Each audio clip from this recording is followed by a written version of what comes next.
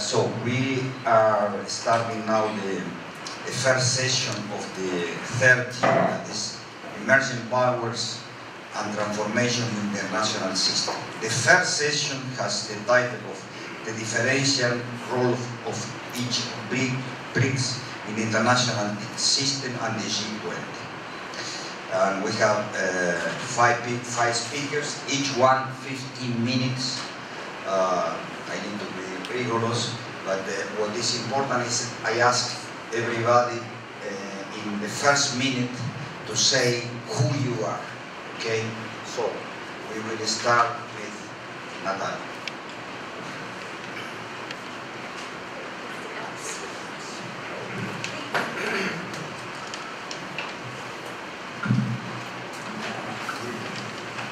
Good evening, everybody.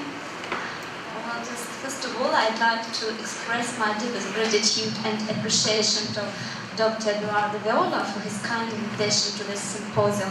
And I'm really happy and honored to be here in this creative atmosphere. And of course, I'd also like to expand my sincerest thanks for this hard-working team as Gabriele and Leandro.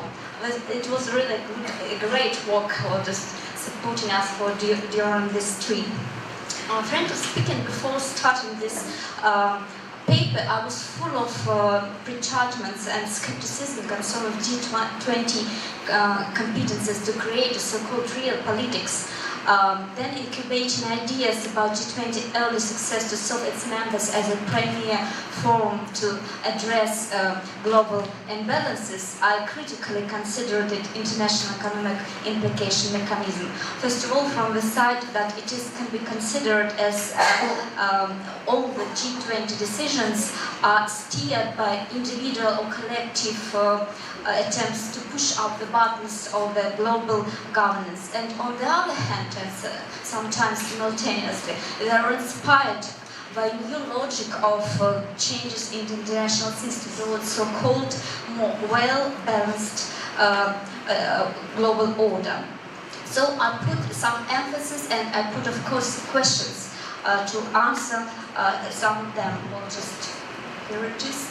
Let's look at the structure of my work. It is composed as, first of all, scrutinizing the G20 policy coordination mechanism and, well, just the Russian implications. The first, Russia's growth priorities for G20 development agenda, and last but not the least, of course, the G20 global governance reform and Russia. The first question, how G20 may help Russia to articulate its development priorities and concerns on the global development agenda. Well, just for Russia, it is one of the crucial questions. And in order to answer this question, first of all, I started scrutinizing the framework for policy coordination of G20.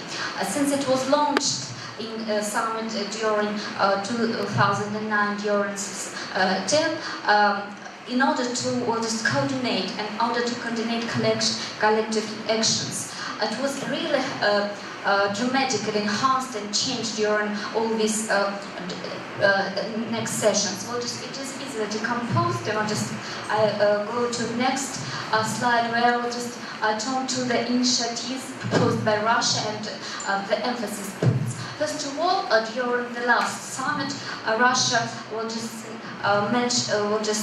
promoted so-called Troika dialogue, including previous, current and future presidents, and of course their coordination and discussions between international organizations. It is more important, if you look on the next slide, where it is, here it is, and here you see here it is, institutions, there are all this, and during the summits, during the last summit, they were divided into two principal groups as so-called historically valuable international organizations to make inputs to G20 discussions, and so-called international organizations competent with the G20 agenda. These are just related organizations to the mandate of G20 during the current year, the World Food Programme, International Labour Organization, Financial Stability Forum, and etc. The main emphasis was to coordinate and to start coordination between international organizations, regional organizations, and and to articulate so-called the specific interests of regional trade agreements and regional different negotiation process. And moreover, the last but not the least, very interesting initiative of Russia was just to put emphasis of so-called outreach groups. These are so-called approach to accumulate a cross-forum synergy between think tanks such as Think 20, Business 20, Labor 20, Civil 20, and Youth 20. All of them were created earlier, but Civil 20 was established during this last summit, and the other new format was joint meeting of finance and labor ministers, just held in Moscow. Why I will just put such much attention to this dialogue format? Because during in this work, I put emphasis on the outreach groups and their part they are making decision impulses. And I analyzed the recommendations of two groups, B20 and Labor 20. Here is the kind of scheme describing this coordination mechanism. And here, as you can see, the Russian Union of Producers and Entrepreneurs, which hold the mandate during this summit. And on the previous scheme, you may see the number of such organizations presented by BRICS countries from each BRIC country, their labels. And what is our RSPP? Here is the abbreviation.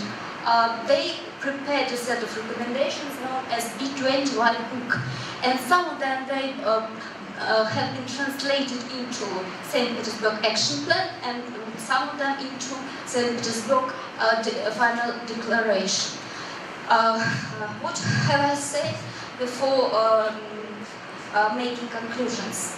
The analysis, quantitative analysis, was guided by two main criteria. I don't want to go into the details, but only a few words about quantitative approach. How many G20 direct references to the report of B20 and Labor 20, and how often G20 mentions keywords such as business, private sector, labor, employment, and job in its final documents. And here, as you can see, the findings.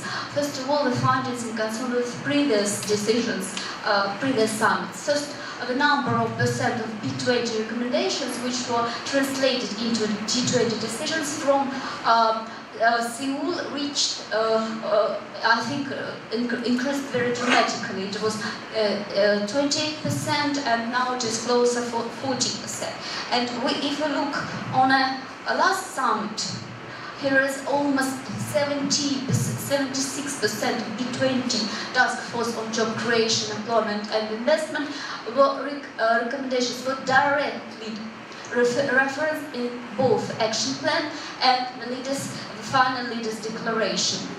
And here is the findings on what areas, in which spheres recommendations are applied or just produced by these outreach groups. First of all, this is the finance regulation, international monetary system reform, macroeconomic policies. They have the highest correlation with G20 final decisions. Moreover, each third decision of each third recommendation of B20 on food securities, for cans and for loss covers have been translated into G20 decision. And each second recommendation, which is more important, on employment and labor market, this is the last finding, for St. Petersburg have been translated into G20 decision. This is a kind of an attempt to demonstrate for which G20 we may use in order to articulate our policy. We'll articulate our policy, maybe concerns. Here is also that is a kind of findings in concern which were just recommendations in which concrete sphere, in sphere of structural reforms, and were just this is a strict formula which kind of recommendation have been completely translated. And in sphere of macroeconomic stability, in concern of taxes and in concern with, well, just of course, fiscal policy. And here is also an example which, well, just formula was translated into action plan and declaration to increase employability for education system. And moreover, here is the support individual commitments of the countries which were included into the MAP, multilateral assessment program, or just a kind of combination